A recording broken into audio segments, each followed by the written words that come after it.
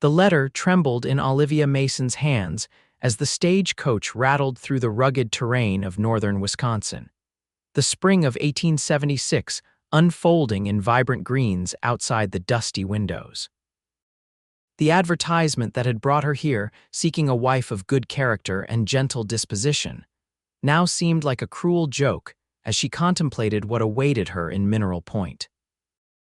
Would Clark Graves, the cattle rancher whose correspondence had given her hope for a new beginning, see beyond her past when she finally stood before him? The wheels crunched on gravel as the stagecoach pulled into the small mining town.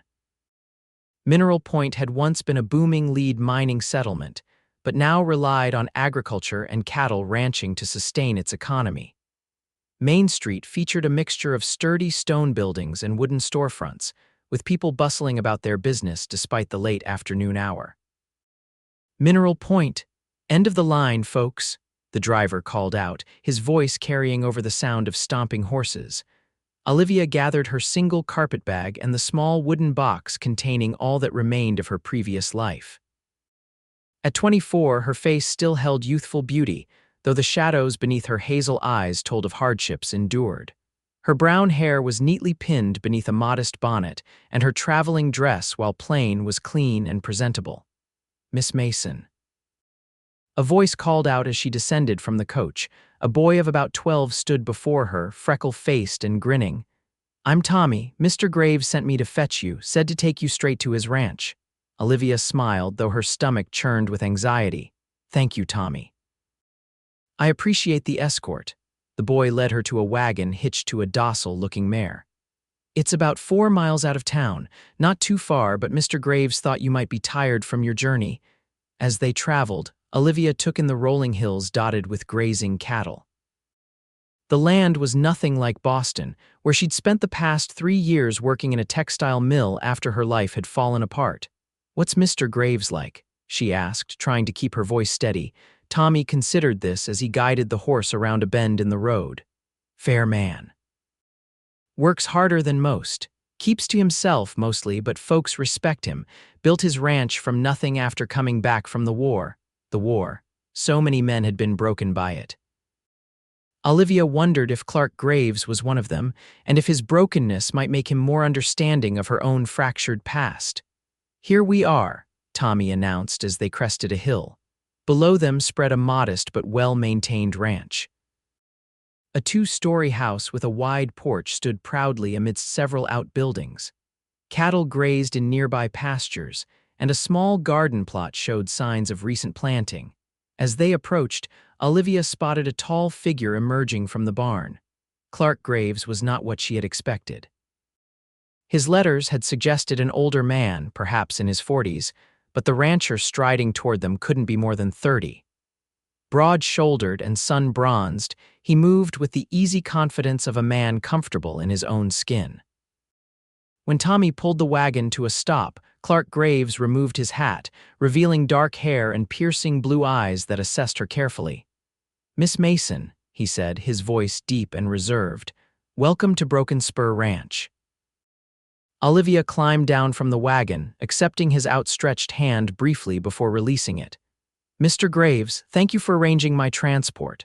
"Tommy, take Miss Mason's things up to the guest room," Clark instructed, handing the boy a coin. To Olivia, he said, "You must be tired. Come inside and rest before supper." The interior of the house was simply but comfortably furnished. A woman in her 50s with silver-streaked hair stood by the stove, stirring something that filled the air with savory aromas. "This is Mrs. Wilkins," Clark explained. "She helps with the cooking and housekeeping 3 days a week." Mrs. Wilkins wiped her hands on her apron and came forward with a warm smile. "So you're the bride-to-be. Welcome, child. Mr. Graves has been fixing up the place for weeks, getting ready for your arrival." Olivia felt a flush of hope at this until she caught Clark's expression not unfriendly but guarded and distant. Something tightened in her chest. She'd seen that look before, the careful assessment, the mental calculation of her worth. "Mrs. Wilkins exaggerates," Clark said flatly. "I merely made some necessary improvements." After Tommy had deposited her belongings in a sparsely furnished but clean bedroom, Olivia took the opportunity to freshen up. She changed into her second-best dress, a modest blue cotton that brought out the flecks of gold in her eyes and rebraided her hair, securing it at the nape of her neck. When she descended the stairs, she found Clark waiting in the parlor, standing by the window with his hands clasped behind his back. "Miss Mason," he began without preamble, "I believe in directness. Our arrangement was made with certain understandings about character and background." Olivia's heart began to race. "Yes, Mr. Graves. When I advertised for a wife, I was specific about wanting someone of unblemished reputation." His gaze was steady, unflinching. "But I've received information suggesting you haven't been entirely forthcoming." The floor seemed to drop away beneath her feet. "Information from whom? Does it matter? What matters is whether it's true." He withdrew a folded letter from his pocket. "This arrived yesterday from a Mr. Edward Blackburn of Boston. He claims you were employed at an establishment of questionable repute before working at the textile mill." Olivia felt the blood drain from her face. "Mr. Graves, he says you were a singer at a saloon known for providing more than musical entertainment to its patrons." Clark's voice remained even, betraying no emotion. "Were you, Miss Mason?" The room suddenly felt too warm, too confining. Olivia forced herself to meet his gaze. "I was employed as a singer at the Golden Peacock for 8 months. It was not my preference, but circumstances, so it's true." Clark's interruption was soft but final. "I never engaged in the additional services some of the other girls provided," Olivia said desperately. "I sang, that was all. When I found employment at the mill, I left immediately." Clark folded the letter and replaced it in his pocket. "Miss Mason, I don't doubt that you've faced hardships. Many have, especially since the war, but I was clear about wanting a wife whose reputation would be above reproach." "Mr. Graves, please." Olivia hated the tremor in her voice. "What happened in Boston, the past stays where it belongs," he said firmly. "But it shapes how others see us in the present. My ranch is just beginning to prosper. I can't afford to have a wife whose background would invite gossip and scandal." The rejection stung more than she'd expected. Not because she had developed feelings for this stranger, how could she have? But because this was her last hope. Her savings were nearly depleted after paying for passage west. "I understand," she said, gathering what dignity she could. "I'll make arrangements to return east tomorrow." Clark cleared his throat, looking somewhat uncomfortable for the first time. "That won't be necessary. I've spoken to Mrs. Daniels, who runs the boarding house in town. She needs help with cooking and cleaning. The position includes room and board, and she's willing to take you on. Tommy will drive you there in the morning." Relief mingled with humiliation in Olivia's chest. "That's very considerate of you, Mr. Graves." An awkward silence fell between them, broken only when Mrs. Wilkins announced that supper was ready. The meal passed in strained politeness. Mrs. Wilkins, sensing the tension, filled the silence with cheerful chatter about town happenings. Olivia barely tasted the food, her mind racing with thoughts of what tomorrow would bring. After the meal, Clark excused himself to check on a pregnant mare in the barn, leaving Olivia and Mrs. Wilkins to clear the table. "He's not a bad man," Mrs. Wilkins said quietly as they washed dishes. "Just cautious. Lost a lot in the war, not just comrades, but faith in people." Olivia nodded, not trusting herself to speak. "Mrs. Daniels is fair," the older woman continued. "Works you hard but treats you decent, and she doesn't pry into folks' business." "Thank you for telling me," Olivia managed. That night, alone in the guest room that would never become her marriage chamber, Olivia unpacked her wooden box. Inside lay a faded daguerreotype of her parents, both long dead, a small Bible, and a silver locket containing a curl of baby-fine hair. She held the locket to her heart, allowing herself a moment of grief for all she had lost. Morning came too quickly. Olivia dressed with care, determined to face her new circumstances with dignity. When she descended to the kitchen, she found Clark already seated at the table, a cup of coffee before him. "Miss Mason," he acknowledged with a nod. "Tommy will be here shortly. Mr. Graves, I wanted to thank you for arranging alternative employment." Olivia kept her voice steady, her back straight. Many men would not have bothered. Something flickered in his eyes, regret, doubt, but it was gone too quickly to identify. It seemed the decent thing to do. They ate breakfast in silence. the ticking of the clock on the mantel marking the minutes until her departure. When they heard the rattle of Tommy's wagon outside, Clark rose and picked up her carpet bag. "I'll carry this out for you," he said. At the door, Olivia turned to him one last time. "I hope you find what you're looking for, Mr. Graves." His expression remained unreadable. "Safe journey, Miss Mason." The boarding house run by Mrs. Daniels was a 3-story building on a side street near the center of town. While not luxurious, it was clean and well-maintained, with potted geraniums brightening the front steps. Harriet Daniels herself was a brisk, practical woman in her 40s with shrewd eyes that seemed to take Olivia's measure in an instant. "So you're the girl Clark Graves sent over. Come in, come in. No point standing on the porch all day." Tommy deposited Olivia's bag in the small room that would be hers, a narrow space under the eaves with a single bed, washstand, and hook for her clothes before bidding her goodbye. "Work starts now," Mrs. Daniels announced. "Kitchen needs scrubbing, and we've got 6 boarders expecting dinner at 6 sharp." The next days passed in a blur of hard work. Olivia rose before dawn to help prepare breakfast for the boarders, mostly single men who worked in the remaining mines or at various businesses in town. She cleaned rooms, washed endless piles of laundry, and helped cook 3 meals a day. The exhaustion was almost a blessing. It left her little energy to dwell on her disappointment or worry about her future. Mrs. Daniels, while demanding, proved fair and even occasionally kind, slipping Olivia an extra biscuit or piece of bacon when she thought no one was looking. 2 weeks after her arrival in Mineral Point, Olivia was hanging laundry in the yard behind the boarding house when a familiar voice called her name, "Miss Mason." She turned to find Clark Graves standing by the gate, hat in hand. He looked uncomfortable, shifting his weight from one foot to another. "Mr. Graves," she acknowledged, continuing her task. "Is there something you need?" He cleared his throat. "I came to see how you were settling in. As you can see, I'm earning my keep." She pinned a sheet to the line with perhaps more force than necessary. "Mrs. Daniels speaks highly of your work." Olivia said nothing, waiting for him to get to the point of his visit. Clark sighed, running a hand through his hair. "I also came to apologize. Not for my decision, I still believe it was necessary, but for how abruptly I handled matters." "Apology accepted," Olivia said coolly. "Is that all?" He seemed taken aback by her dismissal. Yes, I suppose it is." As he turned to leave, Olivia found herself calling after him, "Mr. Graves." He paused, looking back at her. "Thank you for arranging this position. Despite everything, I'm grateful for that." Something softened in his expression. "You're welcome, Miss Mason." After he left, Olivia found herself puzzling over his visit. What had he hoped to accomplish? Absolution for his conscience?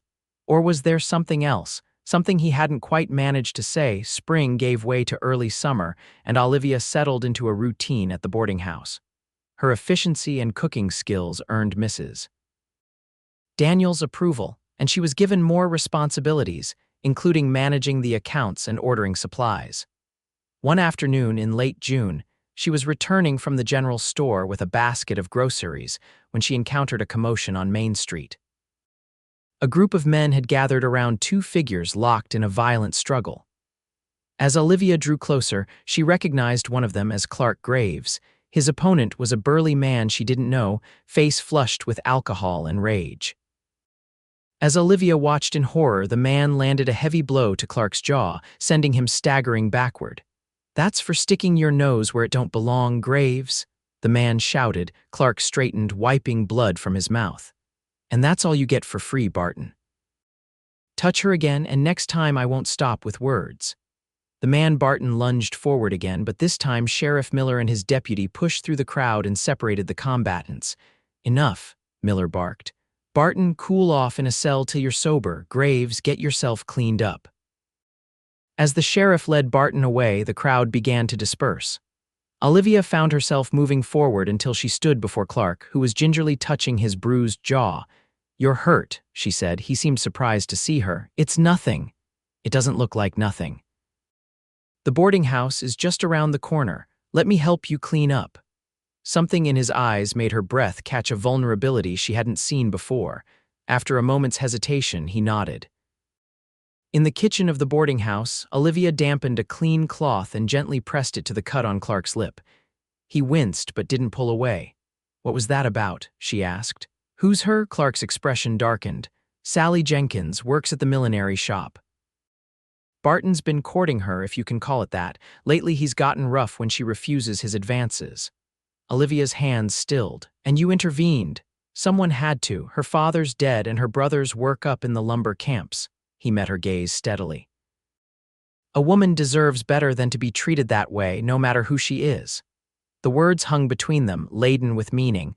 Olivia resumed cleaning his wounds, her touch gentle. "You surprise me, Mr. Graves," she said softly. "How so?" "You rejected me because of my past, yet you defend a woman others might consider compromised." Clark frowned. "That's different." "Is it?" Olivia stepped back, folding the cloth neatly. "Or is it simply easier to stand up for someone when you have nothing personal at stake?" His eyes narrowed. "That's unfair, Miss Mason. Perhaps, but no more unfair than judging someone by rumors and second-hand reports." She moved to the sink, rinsing the cloth. "Your wounds aren't serious, you'll heal quickly." Clark stood, replacing his hat. "Thank you for your assistance." "You're welcome, Mr. Graves." After he left, Mrs. Daniels emerged from the pantry where she'd clearly been listening. "That man's got more on his mind than a busted lip when he looks at you." Olivia shook her head. "You're mistaken. He made his feelings quite clear when he rejected me as his bride." "Men are fools," Mrs. Daniels declared, "especially when they're trying to protect themselves from getting hurt." The incident on Main Street sparked renewed interest in Olivia among the townspeople. Whispers followed her when she went to the mercantile or the post office. She caught fragments Graves's mail-order bride, sent away. Something not right about her, but held her head high, determined not to show how the gossip wounded her. July brought sweltering heat and the town's Independence Day celebration. Despite her misgivings, Olivia allowed Mrs. Daniels to convince her to attend the picnic in the town square. "You can't hide in this house forever," the older woman insisted. "Besides, I need help carrying all this food." The square was festively decorated with bunting and flags. Tables groaned under the weight of contributed dishes, and children ran laughing through the crowd. A small band played patriotic tunes, and several couples were already dancing on a wooden platform erected for the occasion. Olivia helped Mrs. Daniels arrange their contributions: fried chicken, potato salad, and apple pies before finding a relatively quiet spot under an oak tree to observe the festivities. She hadn't been sitting long when a shadow fell across her. Looking up, she found Clark Graves standing before her, looking uncomfortable but determined. "Miss Mason," he greeted her, hat in hand. "Might I join you?" Surprised, Olivia nodded. "If you wish." He settled beside her on the grass, leaving a respectable distance between them. For several minutes, they watched the celebration in silence. "I received another letter," Clark finally said. Olivia's stomach clenched. "Oh, from Mr. Blackburn?" He turned to look at her directly. "He offered additional details about your time in Boston." Heat rose in Olivia's cheeks, anger, not embarrassment. "And you believed him without question, I suppose." "I didn't say that." Clark's voice was quiet but intense. "In fact, his eagerness to blacken your name made me suspicious, so I made inquiries of my own." Olivia's heart raced. "What sort of inquiries?" "I wrote to the owner of the Golden Peacock, a Mrs. Eleanor Quinn." The name hit Olivia like a physical blow. Mrs. Quinn had been the one bright spot in that dark time, a tough businesswoman with a surprisingly soft heart, who had protected her singers from the more unsavory aspects of saloon life. "What did she say?" Olivia whispered. Clark's expression softened. "She said you were the finest soprano she ever employed, that you came to her desperate but never compromised your principles, and that any man would be fortunate to call you wife." Tears sprang to Olivia's eyes. She blinked them back, unwilling to show weakness. "And now you believe her, a saloon owner, over the respectable Mr. Blackburn?" "I believe her because her letter rang true while his reeked of spite." Clark's jaw tightened. "It seems Mr. Blackburn proposed marriage to you before you left Boston, and I refused him," Olivia confirmed. "He was not a kind man, despite his veneer of respectability." "Mrs. Quinn suggested as much." Clark hesitated, then asked, "Why didn't you tell me this when I confronted you?" Olivia gave a bitter laugh. Would you have believed me? A woman you barely knew defending herself against accusations that confirmed your worst fears. He had the grace to look ashamed. Perhaps not then. And now, she challenged. Clark met her gaze steadily. Now I would like to hear your story if you're willing to tell it. The band struck up a lively tune and children raced past them, shrieking with laughter. The juxtaposition of their serious conversation with the surrounding joy seemed almost surreal. Not here, Olivia decided. Not with half the town watching and wondering, Clark nodded. My ranch, then. Tomorrow, I'll send Tommy with the wagon. Olivia considered his offer. Part of her wanted to refuse to protect herself from further rejection, but a stronger part needed him to understand even if nothing came of it. Very well, she agreed. Tomorrow. The next day dawned clear and bright. Olivia dressed with care in her best day dress, a simple but flattering garment of deep green cotton. Mrs. Daniels watched her preparations with a knowing smile but refrained from commenting. Tommy arrived promptly at 10, and the journey to Broken Spur Ranch passed in companionable silence. As they approached, Olivia noticed changes to the property since her brief stay. The garden had flourished, new fencing had been erected around the corral, and the house itself sported a fresh coat of paint. Clark was waiting on the porch when they arrived, dressed in clean clothes with his hair still damp from washing. He helped her down from the wagon with careful hands. Thank you for coming, he said, his voice carrying a warmth she hadn't heard before. Thank you for the invitation. Olivia followed him into the house, noting other improvements inside: new curtains at the windows, a braided rug on the parlor floor, a vase of wildflowers on the dining table. Mrs. Wilkins isn't here today, Clark explained, gesturing for her to take a seat. I thought you might prefer privacy for our conversation. Olivia appreciated his thoughtfulness. Yes, thank you. He brought her a glass of lemonade before taking the chair opposite hers. Whenever you're ready. Olivia took a steadying breath. She had never told anyone the full story, had carried it alone for so long that speaking it aloud felt almost impossible. But something in Clark's eyes, a genuine desire to understand, gave her courage. I was born and raised in Philadelphia, she began. My father was a professor of literature, my mother a pianist. We weren't wealthy, but we were comfortable and happy. They educated me themselves: literature, history, music. I had a good life. She sipped her lemonade, gathering strength for what came next. When I was 18, I met Daniel Morgan. He was charming, handsome, the son of one of my father's colleagues. We fell in love, or I thought we did. My parents were hesitant about him, but I was young and headstrong. A bitter smile touched her lips. We eloped to Boston. Clark listened silently, his expression attentive but neutral. For a while, it was wonderful. Daniel had a position at a bank, we had a small but pleasant apartment, and we were deliriously happy. Then I became pregnant. Her voice faltered. Daniel was less pleased than I had hoped. He began staying out late, drinking heavily. When I confronted him, he became angry and then violent. Clark's hands tightened on the arms of his chair, but he didn't interrupt. I was 7 months along when he pushed me down the stairs during an argument. The memory still had the power to make her breath catch. I lost the baby, a daughter. I'm sorry, Clark said softly. Olivia nodded, accepting his sympathy. While I was still recovering, Daniel emptied our bank account and disappeared. I never saw him again. My parents had died of influenza the winter before, so I had nowhere to go, no one to turn to. She set down her empty glass, her hands perfectly steady now that she had begun her tale. I found work where I could: mending clothes, washing laundry. But Boston is expensive, and my health was poor after losing the baby.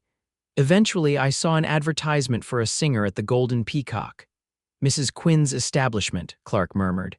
Yes, she was, not what I expected, tough, practical, but with her own code of honor. She made it clear that singing was all that would be required of me. Some of the other girls provided additional services to gentlemen, but Mrs. Quinn never forced anyone. Olivia met his gaze directly. I sang ballads and popular songs 6 nights a week for 8 months. It wasn't respectable work, but it kept me fed and housed. And then the textile mill. Yes. One of Mrs. Quinn's regular customers owned it and offered me a position as a clerk. The pay was less, but the respectability was worth it. She smoothed her skirt. I worked there for 2 years, saving every penny I could. When I saw your advertisement, it seemed like Providence a chance to start fresh somewhere far from Boston and its memories. Clark was silent for a long moment, processing her story. Finally, he stood and walked to the window, looking out at the land he had built from nothing.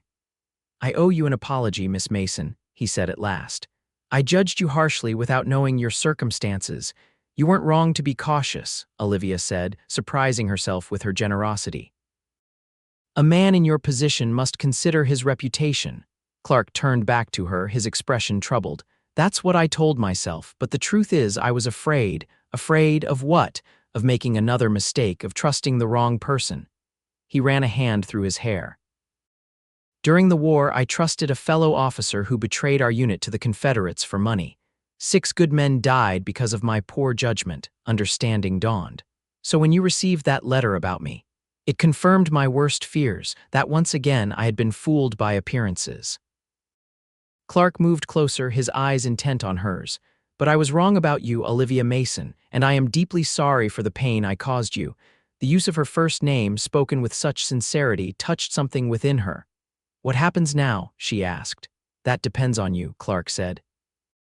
Our original arrangement is still possible if you wish it, but I would understand if you no longer want that. Olivia considered his offer. The practical benefits were undeniable security, a home of her own, a chance for the family she had lost. But her heart rebelled at accepting purely for those reasons. I think, she said carefully, that we need time to know each other as we truly are, not as we imagined each other to be. Relief and something warmer flickered in Clark's eyes. I would like that very much. I'll need to continue working at the boarding house, Olivia added. Mrs. Daniels depends on me and I value my independence. Of course, he smiled, a genuine expression that transformed his face. Perhaps I could call on you properly, Sunday afternoons if you're free. I'd like that, Olivia said, returning his smile. As promised, Clark began calling on Olivia every Sunday afternoon. Sometimes they walked through town or along the creek that wound past its outskirts. Other times, when the summer heat was too intense, they sat in the boarding house parlor, playing checkers or simply talking. Gradually, Olivia learned Clark's story. Born in Ohio to a farming family, he had enlisted in the Union Army at 19, rising to the rank of captain before war's end. The betrayal he had mentioned had occurred during the Petersburg campaign, leaving him with both physical scars, a bullet wound to his left shoulder, and deeper emotional ones. After the war, directionless and haunted by his experiences, he had drifted west until he reached Wisconsin. The rugged beauty of the driftless area around Mineral Point had spoken to something in him, and when he found the abandoned homestead that would become Broken Spur Ranch, he had known he'd found his place. It was nothing but a tumble-down cabin and overgrown fields, he told Olivia as they walked along the creek one sultry August afternoon. Everyone said I was crazy to think it could be made profitable. But you proved them wrong, she said, admiring his determination. It took 5 years of back-breaking work. There were times I nearly gave up. He offered her his arm as they navigated a rocky section of the path. What kept me going was the vision of what it could be, not just a working ranch, but a home. His hand covered hers where it rested in the crook of his elbow, warm and steady. A home needs more than just walls and a roof, though. I realized that last winter when a blizzard kept me housebound for 3 days. The silence was oppressive. Olivia understood all too well. Loneliness can be more suffocating than any storm. Exactly. He stopped walking, turning to face her. That's when I decided to advertise for a wife. The directness of his statement might have offended some women, but Olivia appreciated his honesty. A practical solution, she observed. It seemed so at the time. A smile tugged at his mouth. I didn't anticipate how complicated it would become. Nor did I, Olivia admitted. When I answered your advertisement, I thought it would be simpler, a straightforward arrangement. And now? The question hung between them, weighted with possibility. Olivia looked up at Clark at the way the dappled sunlight through the trees cast patterns across his face, at the warmth in his eyes when they rested on her. Now I think arrangements are less important than feelings, she said softly. Clark's hand came up to cup her cheek, his touch tentative as if he feared she might pull away. "And what are your feelings, Olivia?" Her heart hammered in her chest. "Growing stronger every day," she whispered, but still cautious, still afraid of being hurt again. "I understand caution," he said, his voice rough with emotion, "and fear, but I'm beginning to think some risks are worth taking." He leaned down slowly, giving her time to retreat if she wished. When she didn't, his lips met hers in a kiss that started gentle but deepened as she responded, her hands coming up to rest against his chest. When they finally parted, Olivia felt both shaken and strangely peaceful. "That wasn't very proper, Mr. Graves," she murmured, but there was no reproof in her tone. "No," he agreed, a smile breaking across his face, "but it was very necessary." As summer waned, their courtship blossomed. Clark came to town more frequently, finding reasons to visit the mercantile or the blacksmith that inevitably led him past the boarding house. Sometimes he brought small gifts, wildflowers, a ribbon for her hair, fresh peaches from the tree behind his house. The town noticed, of course. Mineral Point was too small for secrets. Some, like Mrs. Daniels, watched their growing attachment with approval. Others, particularly those who had heard rumors about Olivia's past, were less charitable in their assessments. "They're saying I trapped you somehow," Olivia told Clark one evening as they sat on the boarding house porch. "That I engineered this whole situation." Clark's expression darkened. "Who's saying such nonsense?" "It doesn't matter who. The point is, your reputation is suffering because of your association with me." She twisted her hands in her lap. "Perhaps we should be more discreet." "No." His response was immediate and firm. "I won't hide my feelings for you, Olivia, and I don't give a damn what anyone in this town thinks. But your ranch is prospering regardless of gossip." He took her hands, stilling their nervous movement. "The past stays where it belongs, remember? That applies to the things that happened before you came here, but also to the mistakes I've made since. Including rejecting you based on rumors and fear." His words warmed her heart, but concerns lingered. "Clark, I need to be certain. If we continue on this path, there will be no hiding from my history. Are you truly prepared for that?" Clark's gaze was steady, his hands warm around hers. "I'm not the man I was 3 months ago, Olivia. That man was afraid of his own shadow, using the excuse of propriety to keep everyone at arm's length." He released one of her hands to touch her cheek. "The man I am now knows what matters. Not what others think, not what happened in the past, but what we build together going forward." The conviction in his voice nearly undid her. "And what do you want to build, Clark Graves?" His answer was simple but profound. "A life with you." The next day, a letter arrived for Olivia at the boarding house. The handwriting on the envelope was unfamiliar, and there was no return address. With trepidation, she opened it in the privacy of her room. The contents left her cold with shock. It was from Daniel Morgan. "My dear Olivia," it began, the familiar salutation a mockery after all this time. "I have recently learned of your whereabouts and current circumstances. It seems fortune has favored you with the attention of a prosperous rancher. How convenient for you, my dear. You may be surprised to know that I have established myself quite successfully in Chicago. Business ventures have proven lucrative, and I find myself in a position to be generous. I am prepared to remain silent about our past association and about certain unfortunate incidents in Boston that might interest your new beau in exchange for a modest sum. Let us say $500 would ensure my continued discretion. I will arrive in Mineral Point on September 15th and will expect payment then.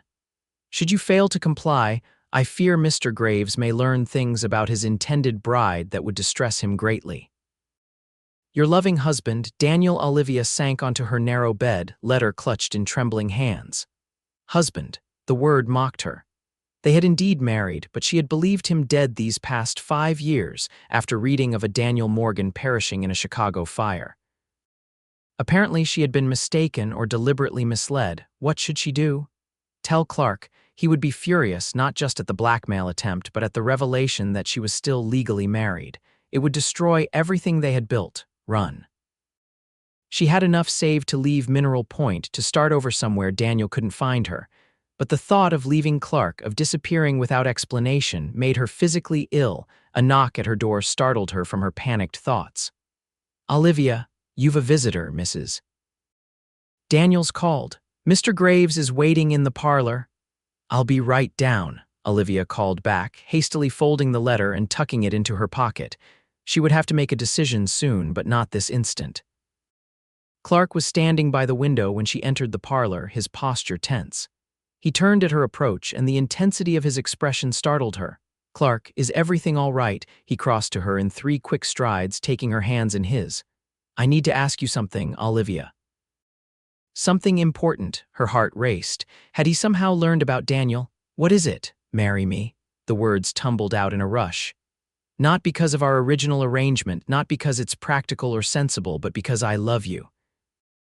Olivia stared at him, joy and despair warring within her. "Clark, you don't have to answer now," he said quickly. "I know it's sudden, though God knows I've been thinking about it for weeks. Take some time, think about it." The letter in her pocket seemed to burn against her skin.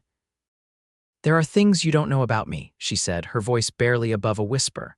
"Whatever they are, they don't change how I feel." He lifted her chin with gentle fingers. "I love you, Olivia Mason, the woman you are now, the woman you've become through everything you've endured." Tears filled her eyes. "Oh, Clark, I love you too, so much."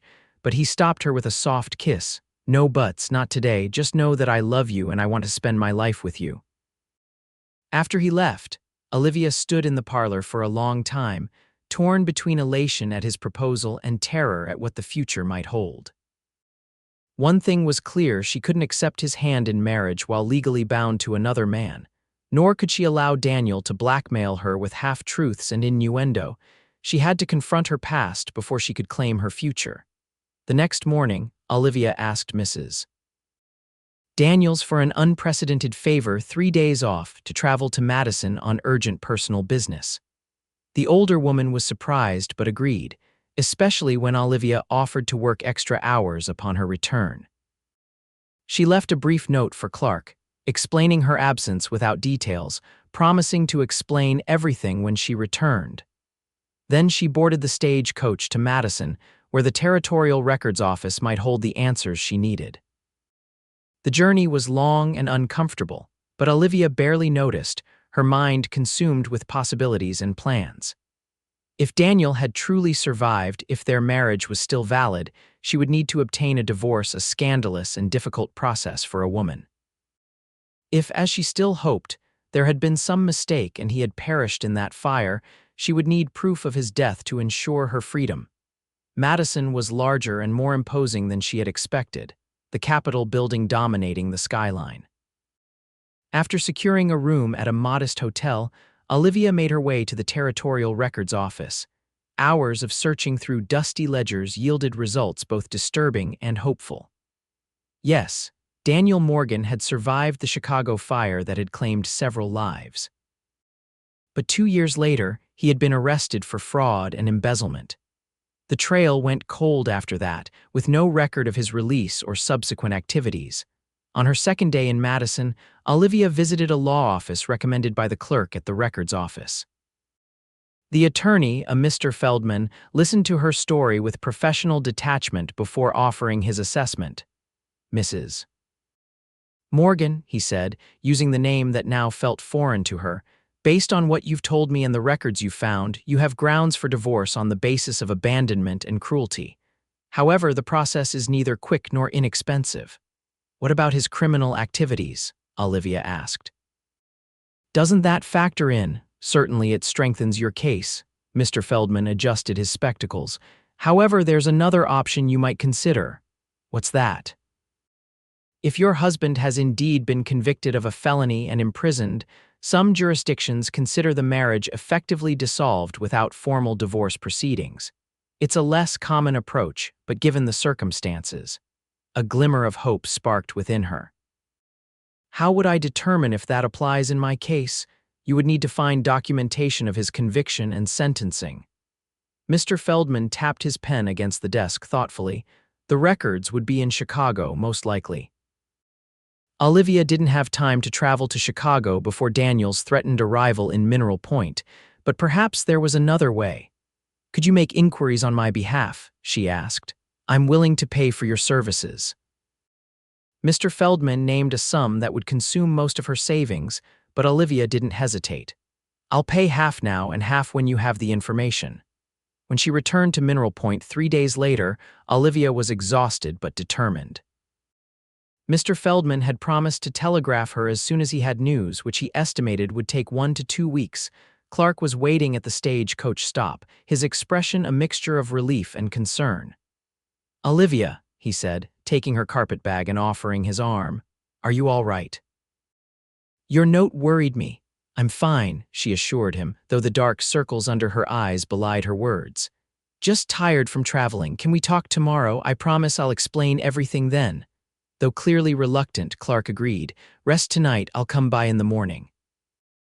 That night, alone in her room, Olivia removed Daniel's letter from her pocket and read it again. September 15th was just 10 days away. She had to be prepared one way or another. True to his word, Clark arrived at the boarding house early the next morning. Mrs. Daniels, with unusual tact, directed them to the private parlor used for special guests and made sure they wouldn't be disturbed. Olivia sat beside Clark on the small sofa, gathering her courage. "What I'm about to tell you may change how you feel about me," she began. "If it does, I'll understand." Clark took her hand. "Just tell me, Olivia." She withdrew Daniel's letter from her pocket and handed it to him. "This arrived the day you proposed." As he read, Clark's expression darkened, his jaw tightening with anger. When he finished, he carefully folded the letter and returned it to her. "Blackmail," he said flatly, "and he claims to be your husband. He I don't know any more." Olivia's voice trembled despite her efforts to keep it steady. "I told you about Daniel, about our marriage and how he abandoned me after I lost the baby. What I didn't tell you, what I truly believed, was that he died in a fire in Chicago 5 years ago." "But clearly he didn't," Clark said, his tone carefully neutral. "No, I've just returned from Madison, where I was searching records and consulting an attorney. Daniel survived the fire, but was later arrested for fraud. The lawyer is investigating whether he was convicted and sentenced, which might effectively dissolve our marriage without formal divorce proceedings." Clark was silent for a long moment, processing this information. "And if the marriage is still valid, then I'll need to obtain a divorce before I can." She couldn't finish the sentence, too afraid of what his response might be. "Before you can marry me," Clark completed for her, his voice softening. "Is that still something you want, Olivia?" She looked up at him in surprise. "You still want to marry me, even knowing all this?" "I want to marry you because I love you," he said simply. "This complication doesn't change that. It just means we may have to wait a little longer than I'd hoped." Relief washed over her, followed quickly by renewed concern. "But Daniel is coming here, expecting money I don't have, and he's threatening to reveal things about my past." "Let him come," Clark interrupted, a steely note entering his voice. "Let him say whatever he wants. The people who matter already know your story, Olivia, and as for the money, he won't get a cent. You don't understand. Daniel can be dangerous when crossed." Clark's smile held no humor. "I survived 4 years of war, Olivia. I think I can handle one dishonest opportunist." Despite her fears, Olivia found strength in his confidence. "What should we do? First, we wait for word from your attorney. Then, when Daniel arrives, we confront him together." He squeezed her hand reassuringly. "You're not alone in this, Olivia, not anymore." September 15th arrived clear and crisp, the first hint of autumn coloring the trees around Mineral Point. Olivia had received a telegram from Mr. Feldman 3 days earlier, confirming that Daniel Morgan had indeed been convicted of fraud and sentenced to 5 years in the Illinois State Penitentiary. According to the legal opinion enclosed, this effectively dissolved their marriage in the eyes of the law. The relief had been overwhelming, bringing tears to her eyes as Clark held her on the boarding house porch. "You're free," he had whispered against her hair. "Truly free." Now, as she waited with Clark in the small depot for the afternoon train from Chicago, that relief was tempered with anxiety. Despite the legal opinion, she knew confronting Daniel would be difficult and possibly dangerous. "He's on that train," she murmured as the locomotive pulled into the station, belching steam and smoke. "I can feel it." Clark's hand tightened around hers. "Remember, you have nothing to fear from him, not anymore." passengers began disembarking a middle-aged couple, a young man with a violin case, a mother with two small children. And then, stepping down with the same fluid grace she remembered, came Daniel Morgan. He looked older, harder, the boyish charm that had once captivated her now calcified into something predatory. His eyes scanned the platform until they found her, and a smile spread across his face that didn't reach his eyes. "Olivia, my dear," he called, approaching with outstretched hands. "How lovely to see you again after all this time." Olivia stiffened but stood her ground, Clark a solid presence beside her. Daniel's gaze flicked to Clark, assessing and dismissive. "And this must be Mr. Graves. I've heard so much about you." "Funny," Clark replied coolly. "I've heard almost nothing good about you." Daniel's smile tightened. "Perhaps we could continue this conversation somewhere more private. I believe Olivia and I have business to discuss." "Whatever you have to say, you can say it here," Olivia declared, finding her voice. "And there will be no money, Daniel, not now, not ever." Anger flashed in his eyes, quickly masked. "Now, Olivia, don't be hasty. I'm sure your new friend here would be interested in the full story of our time together in Boston." "I know everything about Olivia's past," Clark said evenly, "including how you abandoned her after causing her to lose your child." "There's nothing you can tell me that would change my feelings for her." Daniel's facade of civility slipped further. "Is that what she told you, that I abandoned her? Did she mention that we're still legally married?" "Actually, we're not," Olivia countered, drawing strength from Clark's steady presence. "I've consulted an attorney. Your conviction and imprisonment for fraud effectively dissolved our marriage." For the first time, Daniel looked genuinely surprised. "That's ridiculous." "No court would. I have the legal opinion right here." She withdrew the folded document from her reticule. "You have no claim on me, Daniel, and no power to threaten me anymore." His face darkened with anger. "You think you're so clever, don't you? Playing the innocent victim, ensnaring another fool with your practiced ways." "The only fool here is you," Clark interjected, stepping slightly forward.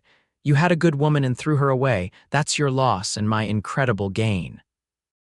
Daniel's hand moved toward his coat, and Olivia tensed, remembering his violent temper.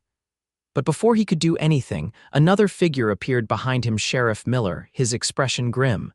"Mr. Morgan, I presume?" the sheriff said, placing a heavy hand on Daniel's shoulder. "I received an interesting telegram from Chicago yesterday. Seems you've violated the terms of your parole by leaving the state." Daniel paled. "That's absurd. I have permission to save it for the judge." Sheriff Miller produced a pair of handcuffs. "You're coming with me until we sort this out."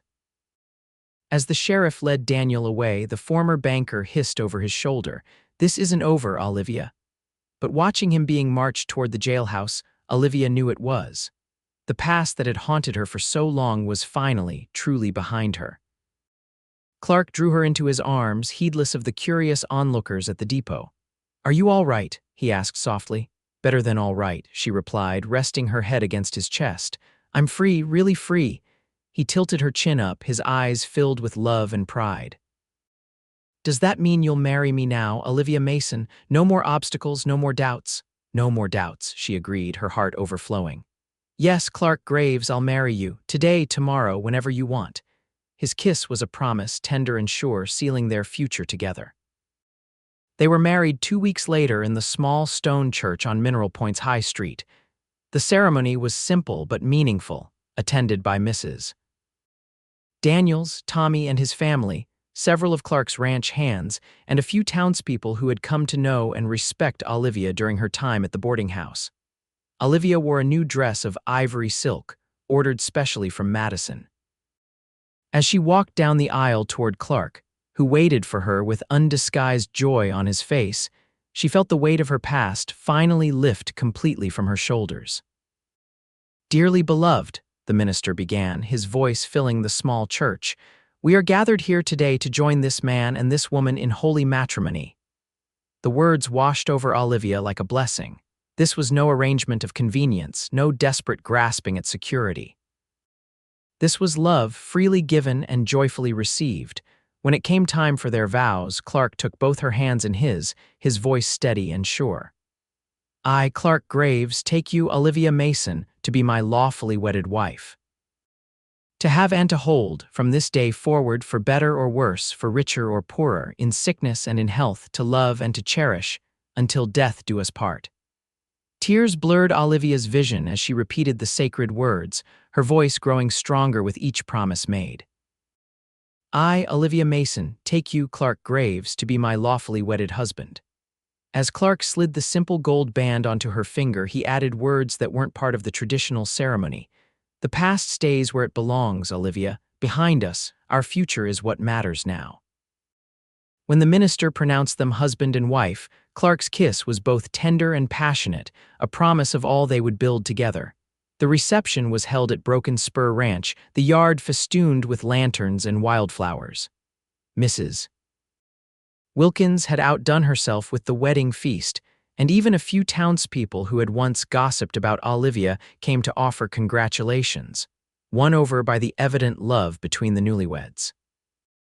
As twilight deepened into night, Olivia and Clark stood on the porch of what was now their home, watching the last guests depart.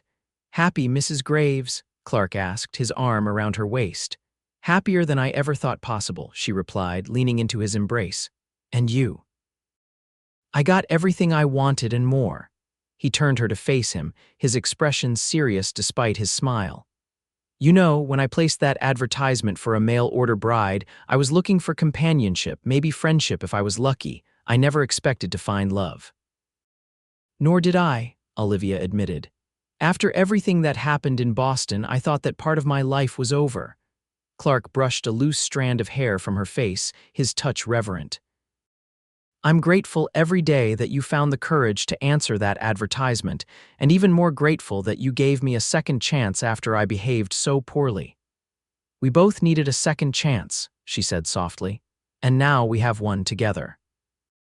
As Clark led his bride into their home, into the beginning of their life together, neither looked back at the path that had brought them here, a path marked by loss and pain, but ultimately leading to love and redemption. In the years that followed, Broken Spur Ranch prospered under their joint care. Olivia's business acumen, honed during her time at the boarding house, complemented Clark's practical knowledge of cattle and land management. Together, they expanded the ranch's operations, adding sheep and establishing a small orchard that produced the sweetest apples in the county. 18 months after their wedding, Olivia gave birth to a son they named James, after Clark's father. 2 years later came twins, a boy and a girl, Thomas and Elizabeth. Their family was completed 3 years after that with the arrival of another daughter, Margaret. The house grew along with their family, new rooms added, the kitchen expanded, a proper library established for Olivia's growing collection of books. The garden she had noticed on her first arrival became a showpiece, with vegetables, herbs, and flowers in abundance. Their children grew strong and healthy in the Wisconsin countryside, learning the value of hard work and the importance of kindness from parents who had known their own share of hardship. Sometimes, on summer evenings when the work was done and the children were asleep, Olivia and Clark would sit on the porch and watch the sunset paint the sky in shades of gold and crimson. In those quiet moments, they would speak of the journey that had brought them together, the misunderstandings and revelations, the fears overcome and trust built. "Do you ever regret it?" Clark asked once as they celebrated their 10th anniversary. "Answering my advertisement, coming all this way to marry a stranger," Olivia's answer was the same as it had always been, but no less sincere for its repetition. "Never, not for a single moment," and it was true. The past had stayed where it belonged, acknowledged but not defining them, informing their compassion for others, but not limiting their joy in the present. Together, they had built something neither had believed possible when their paths first crossed, a home filled with love, a family bound by choice as much as blood, and a future limited only by the horizons they could imagine together. For Olivia and Clark Graves, the mail-order arrangement that had brought them together had been just the beginning of a love story that would continue to unfold, page by page, year by year, for the rest of their lives.